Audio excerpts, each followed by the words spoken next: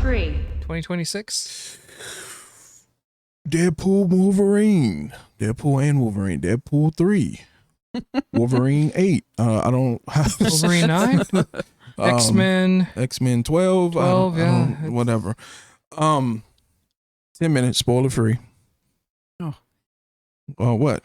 I just want to jump into it, but okay, let's see. What about the people who hadn't seen the movie? Well, Which, based off the money, it's not a lot. yeah, I don't think it's a lot. Yeah. What did I tell people at the con? Because we had a lot of conversations at the con. This movie came out while we were at A-Fest. And us as old people made the mistakes of saying we can see this after the convention. Made the next Right. day not as fun. But we did. We did. And so we were able to have some good conversations with some people. So am I supposed to throw it to you and to tell us what the movie's about without spoiling? I think we should actually ask her opinion first, because I think we're going to be heavy opinionated no matter what. What you got? My opinion? Yeah. Spoiler free. Okay. It was funny. Okay. Mm-hmm. Yeah, I liked it. I Okay. mean, Ryan Reynolds is Ryan Reynolds. That's a spoiler. He's in the movie? Yeah. Yeah. If you didn't know who Deadpool was. I think he plays Wolverine. Okay. Yeah. Okay, that makes sense now. Yeah. And I think my understanding is this movie has been in the makes for a long time. Not like they were working on it literally, but Well, I think he spent 5 years just trying to convince Hugh Jackman to come do it. So. No. That's incorrect as well. I've been watching the interviews. I don't know. I think they're lying in these interviews. They're just trying to create buzz. There's This media stuff. possibly, but Jackman's gone on record as multiple times as getting, having finished Logan and then seeing Deadpool like a couple of months after, and he realized, he was like, oh man, I want to play him again. But you could have done that You could've. immediately. You could So the have. fact that you didn't tells me that somebody still had to do some convincing. According to Reynolds rap? Yeah, Reynolds rap. Jackman called him. They even gave the date, April 14th, April 18th of 2022.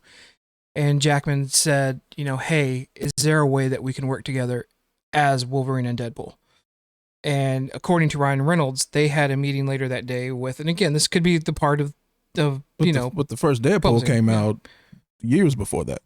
Yeah, and he said, he was like, when Logan came out, he just realized he made a mistake, but didn't act on it for a couple of more years. I mean, you had COVID right after, so he wasn't really pushing. But he didn't have COVID. Okay. Well, you know what I mean. Well, he might have. I don't know. I didn't follow that. So what I read was that development of a third Deadpool movie, I'll call it Deadpool 3, right, started in like 2016. But then I guess with all the merger, it would have been before the Disney merger. So when was the Disney merger? We've got. So I have it right here. It says development on a third Deadpool film began at 20th Century Fox by November 2016, but was placed on hold after studio was acquired by Disney in March 2019. Mm-hmm.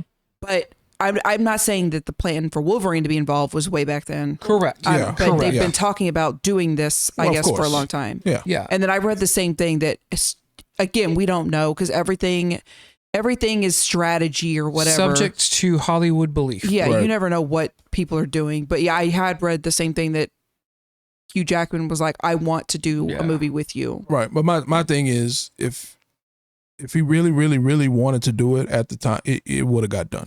Plain and simple. I think after 8-9 appearances as Wolverine, I think he was thinking he was tired, and then it was just one of those things where he's like, well, maybe there's something else. And then he got to a point where he was like, hey, you know what? No, I want to do this. Yeah. And he, he's calling up. And Reynolds said, like, when they were getting ready to meet, like, there was one story that I read of a script that they did where it was him and what is it? What's the cab driver's name? Dupinder? Oh, yeah. That it was just a hour and 30-minute movie of them traveling across country and having most of the conversations just in the cab. I would love to read that script if that's out there. Yeah. But he said he's like, he couldn't just find it. He goes, and then, Jackman calls him and is like, he goes, immediately I had this idea. Which goes to my point. Like, at any time Hugh Jackman says, I want to come back as Wolverine, regardless of what movie it is, regardless of who owns what. If it would have been in Fox would have jumped on it. If it would have been Disney, if Hugh Jackman would have said, I want to be in Shang-Chi. They would have put him. They would have found a way to put him in Shang-Chi. Yeah. That's my whole point.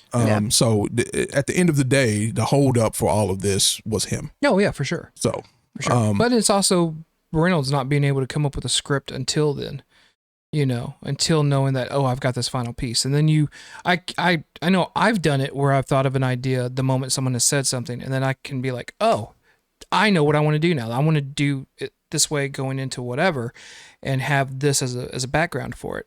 I get him it saying definitely makes the writing process easier. Yeah.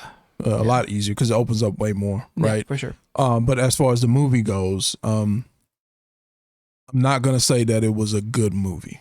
It was an enjoyable movie, action-packed. This was a fun movie. It was fun. It was funny. Goofy. It was a little too vulgar for me at points, and it was unnecessary. It didn't need to be, which they proved with the PG-13 version of Deadpool. Don't spoil. What I love is I saw this graph online, and it said that in the Marvel Disney universe, the F word has been dropped 119 times. And then 115 are from... It was 119. Yeah.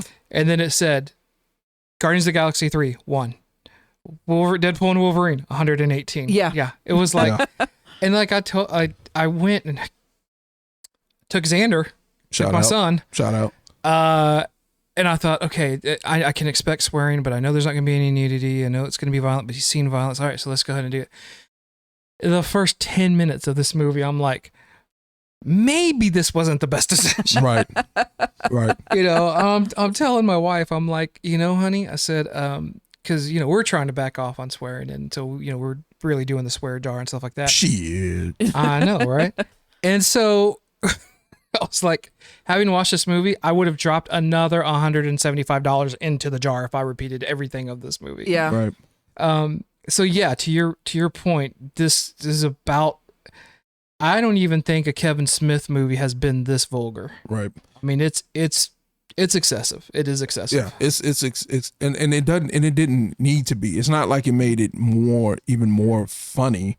It gave another element to it, but they just kept doing it, and I'm just like, For me, that was absolutely Ryan Reynolds going, I'm going to ask and I'm going to see what I can get away with Disney. Yeah, it's a Disney movie. It's a Disney Marvel movie.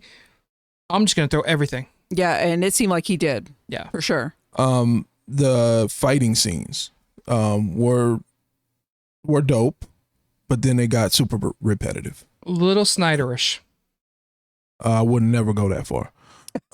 There's some slow-mo in this. That's what I'm going to say. Oh, slow-mo, yeah. But it's just I'm just even talking about the choreography. I'm just talking about what was actually happening on, especially compared to some of the other Deadpool movies. I feel like every fight scene was kind of drastically different, right? The one Colossus, Juggernaut, you got this and that. They kind of stood out, and they were kind of completely different. All of these fight scenes, generally speaking, except for the one that I won't spoil yet, they all felt the same.